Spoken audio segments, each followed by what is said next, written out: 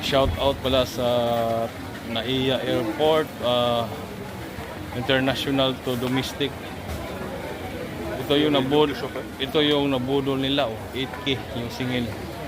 Mamangkin ko yan. Siningil ng 8K, 8,000 international to domestic.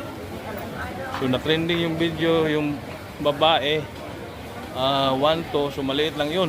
So sa pamangkin ko 8K yung binudol nyo. Sana naiiya, pakiimbestigahan ng mga taxi dyan dahil nakaka-provision na yan sa mga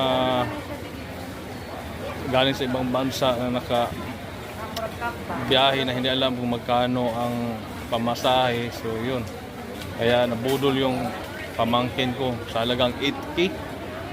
So sa taxi driver, buti, salamat ka, hindi ka nabidyuhan ng pamangkin ko, kasi kung nabidyuhan ka, post ko yung mukha mo.